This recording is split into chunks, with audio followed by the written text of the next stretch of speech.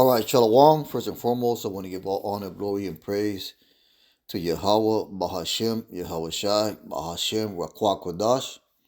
Double honors to the elders of Great Millstone, and peace and salutations to the brothers that are doing this work in truth, sincerity. And we're going to jump right into it. This is Proverbs 23:9. It says, speak not in the ears of a fool, for he will despise the wisdom of thy words. So those are the individuals that basically they scoff and they buck up and they're rebellious against this truth. And that's speaking of dropouts and bug outs and Christians, so-called Christians, anti-Christians like the Apostle Tahar likes to call them, vocab Malones and the likes. Those are fools. In the eyes of the Lord, those are fools. But those are those that despise the wisdom of the scriptures. So Apostle Tahar, he gave an order saying that, we see Christians, or even Vocab Malone himself, that we're not to engage in any type of debate with him. Basically, we're just supposed to call the cops. But he had no interaction with him, man, because he's past the point of interacting. He's already proven his motives and basically confronting the Hebrew Israelites, which you want to call the one Westers, what he calls them.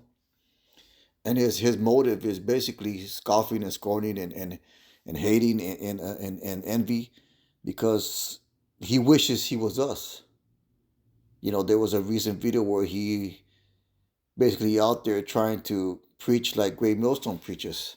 Standing in the street corners, getting precepts, uplifting his voice. He's basically trying to use that method. Where were these Christians doing that before? They never done that. That's the way the Lord set up the preaching of the word from the time of the prophets to this time now. And all he's doing is acting like a child, an envious, spoiled brat. So he's been marked as a fool by the man of the Lord and by the Most High himself, man. Let's get Matthew 7:6, and this goes even to those family members that you try to tell the truth to, and when you first come into this thing, you want to tell everybody, and then you quickly learn that people don't want to listen to it. You try to tell your mother, try to tell your woman, they don't want to hear none of that. They try to tell you try to tell people to get right, man. They don't want to hear it. The Lord already set up a platform or outlet for preaching his word, and that's these videos and going down the highway, the hedge. Let's get Matthew 7:6. And it says, give not that which is holy unto the dogs, neither cast ye pearl before swine, that they trample them under their feet and turn again and rend you. So you got to be very selective of who you tell the truth to. That's why you're supposed to discern the spirit, who's able to receive the truth and who's not. And that comes with experience and time. You'll be an individual, and you can sincerely tell, or an individual will come up to camp, and you can tell when that man or that person is sincere or not. That's really inquiring or seeking for an answer. You can tell. You can tell when someone's there just to blab out the fucking mouth. We used to have this one bug out come to the camp, and he always wear dark shades, and he was just a straight up scoffer, man. So much to the point that, we threw a curse at him and basically switched locations because, hey, man, you just up there disrupting the teachings. And it got to the point of it just became ridiculous. So you got to be selective at times and discerning of who you reveal this knowledge, because this knowledge it's a gift. And that gift is not given to everybody, man. Let's get Titus 3:10. And you can tell a man, and if you don't get it, he don't get it. If you don't get it, yeah, Well, the Lord don't want to get it. Let's get math. It's like Titus 3:10. It says, a man that is a heretic after the first and second admonition reject.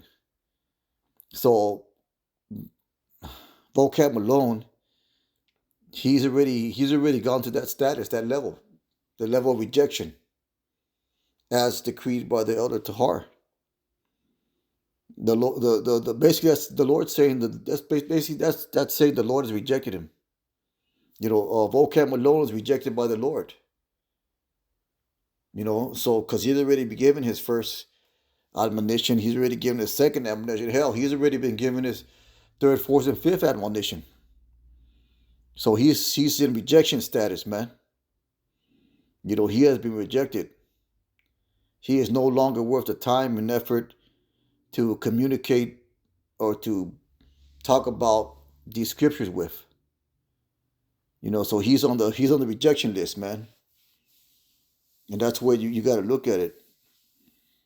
Sometimes you got to look at it, the individuals that way, because we're coming to the time of the end, and if His word has been preached, and family and the word is coming, and if you ain't got it by now, the chances are you ever getting it is looking slim.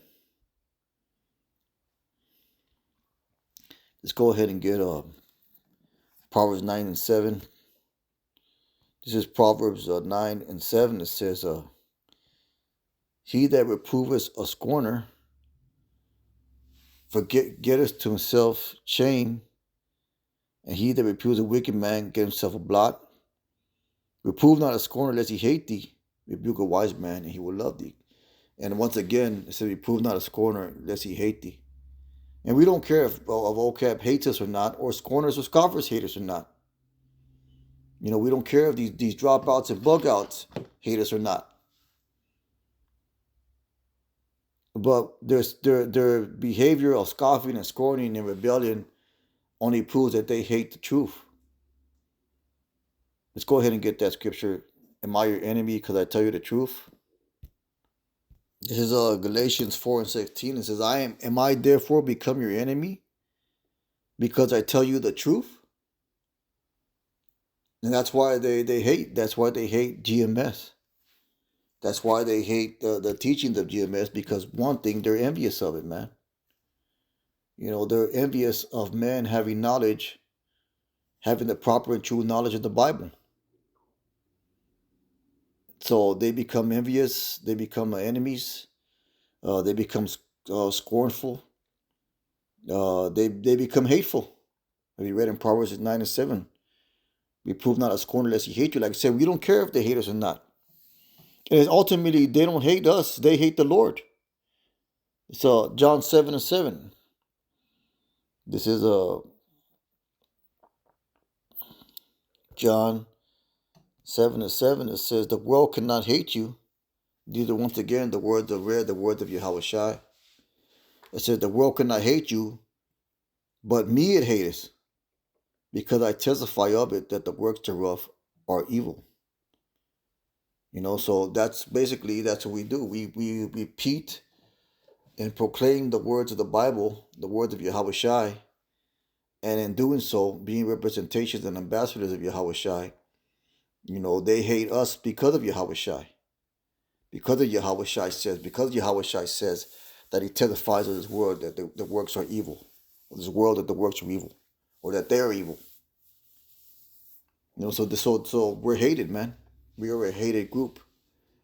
We're the ones you love to hate, man. And it doesn't bother us, because we're in good company. We're in the company of the apostles and prophets that were hated by men as well. I'm going to get that scripture. Blessed are ye when men persecute you.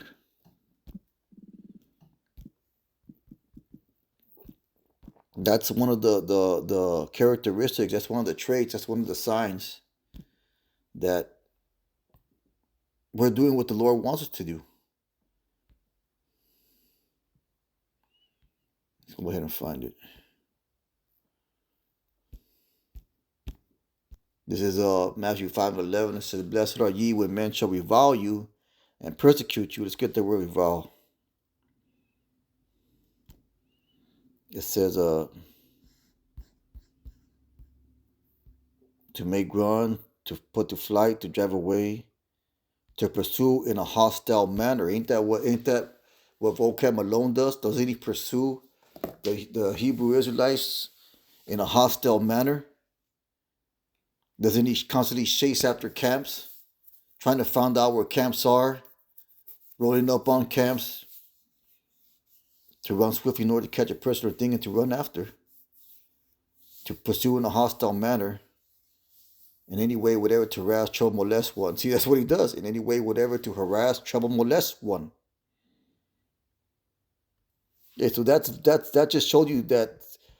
So vocab going so hard, or trying to go so hard, because ain't nothing hard about that, dude. Against the men of the Lord, that's just proof that we're doing the right thing. That's just proof the Lord's on our side, man. That's just proof that the Lord approves what we're doing. I had the video where Elder Tahar said there was a fleet of chariots after vocab alone left. That was basically an approval. We seen that at camp as well. Multitude of chariots. That's just showing that we're doing the right thing, man. So, hey, you should be happy at that. The scripture said, "Rejoice." When we read that. Blessed are you when men shall revile you, persecute you, shall say all manner of evil against you falsely for my sake, and that's coming too. They're going to paint us as a domestic terrorists, enemies of the state, so to speak, and basically throw all kinds of accusations at the men of the Lord. Those times that are coming. It said, rejoice, and even your own family members, you probably experienced that your own family members as well. Speak evil of you. When you're in a hate group, and I heard all that. You're in a hate group, and that's not the way the Lord is, and just all kinds of manners, man. Because like I said, it's you got to be selective of who you reveal or tell this truth to, man. Matthew 5:12, it said, rejoice and be exceeding glad, for great is your reward in heaven. For so persecuted they the prophets which were before you. So we are in good company. That's just proof that we're in good company. Being the most hated group, so to speak. That just proves that we're doing the right thing. That's like an approval right there. That's a thumbs up from the Lord if you want to look at it that way. So let's go ahead and get I'll just get it again. Proverbs 9:7. I don't know if I got it or not, but I'm gonna just get it again real quick.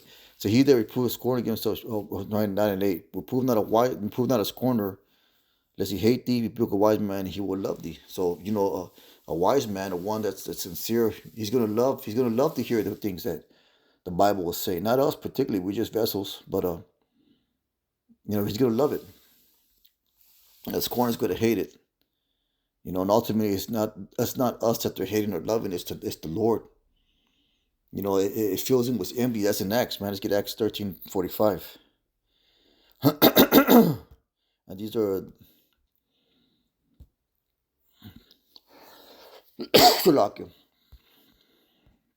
45. I'll just start at verse. I'll start at verse 42. Acts 13:42. When the Jews were gone out of the synagogue, the Gentiles besought that these words might be preached in the next Sabbath. Those Gentiles being the Israelite foreigners. Now when the congregation broken up, many of the Jews and religious proselytes followed Paul and Barnabas, who speaking to them persuaded them to continue in the grace of Yahweh. So these are men that sincerely received the word. And the next Sabbath day came almost the whole city together to hear the word of the Lord, the word of the Most High. But when the Jews saw the multitudes, they were filled with envy.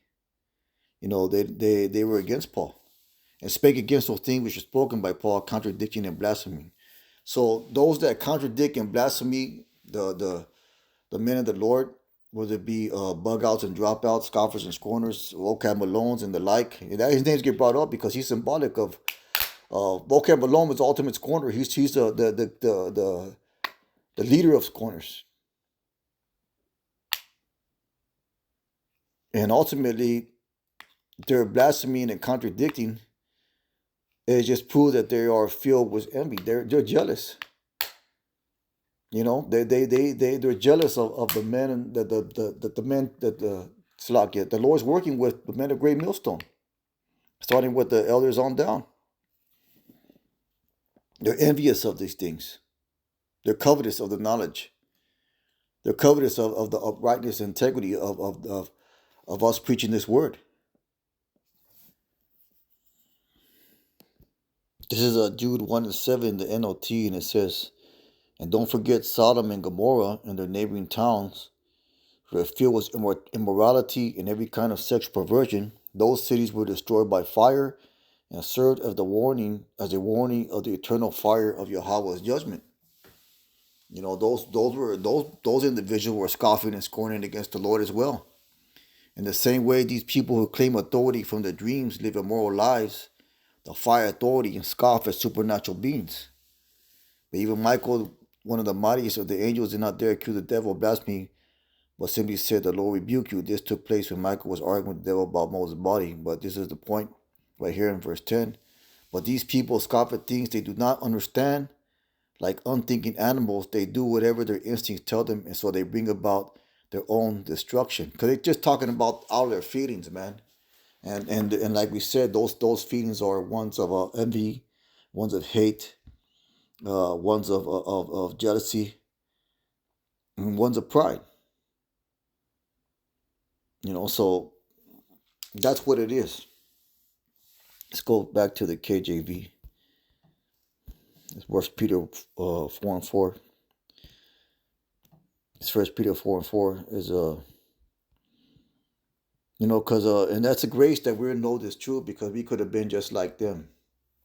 You know, caught in that delusion, that strong delusion that they should believe a lie. That's First Peter 4:3 says, "For the time past of our life may suffice us to wrought the will of you Gentiles, when we walked in lasciviousness, lust, excess of wine, reveling, banqueties, and abominable idolatries, wherein they think it strange that ye run not with them to the same excess of riot, speaking evil of you."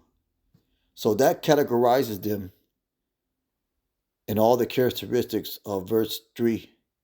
The lasciviousness, the lust, the excess of wine. That's their mentality. Because they're for the world, basically. And the God of this world is who? The white Jesus Christ. He's the God of this world.